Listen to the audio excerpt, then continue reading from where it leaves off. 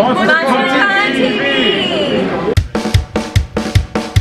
Hi guys, how's it going? And we're also here with one of the new members of Quad. Especially move the schedule of my...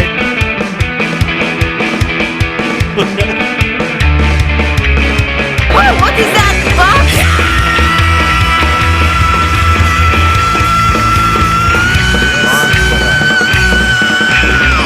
Hi, I'm Dave here, MustCon TV. I'm here at Texas Frightmare Weekend 2015 in Dallas, Texas. I'm here with Jack Sholder. I'm doing great. Nice to be in Texas. Yes, sir. Are you enjoying Texas? Well, I haven't left the airport, but I'm enjoying the airport. It's a wonderful, wonderful airport. It's a huge airport. It's really inspiring to see all those airplanes. So you're most known for Nightmare on Elm Street Part 2, that you directed that many years ago, 30 years ago, correct? It's been 30 years, right. It's a 30-year reunion that we're doing here. You've had a lot of fans come up? Yeah, it's great. We had a Q&A and it filled up a whole large room, and you know, it's really great 30 years after we made the film. That's awesome, that's awesome. And then you've also directed a lot of other movies. You mind telling us about that? Well, there's the hidden that I think a lot of people feel is my best film. I also did, let's see here, 1201. It's one of my favorites. And I did Alone in the Dark, that a lot of people are really starting to appreciate. It's another one of my favorites. Is what was my first film. Definitely, that's a classic movie. We love that movie. But awesome, awesome. Well, is there anything you tell us about working on Nightmare on Elm Street Part 2 that we may not know? The what? Is there anything you could tell us about working on that film, something we may not know to the fans out there? Well, I came to the project late. Wes was supposed to direct it, and then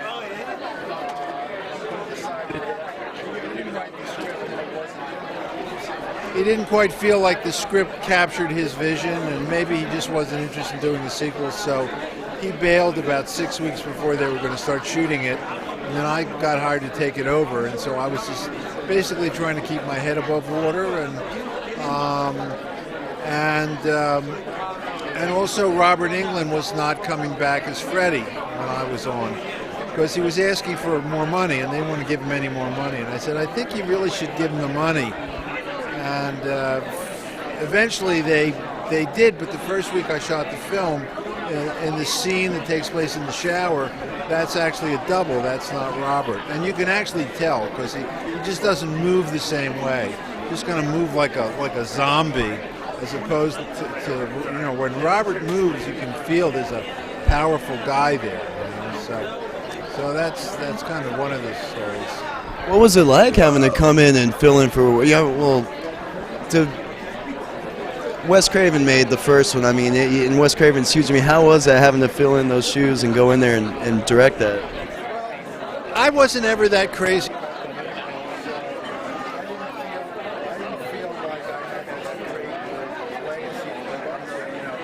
Series really, there was no series. It was just a film. You know, it became a series after I did my film. You know, I thought it was a good film. I thought it had a lot of good stuff. I thought the best part was really Robert Englund. You know, plus it had a great concept. But I didn't feel that I was remaking some sacred movie. So I just tried to make, you know, the best movie that I thought that I could make. I didn't really have much chance to give much input to the script. There just wasn't enough time. The script was pretty far along.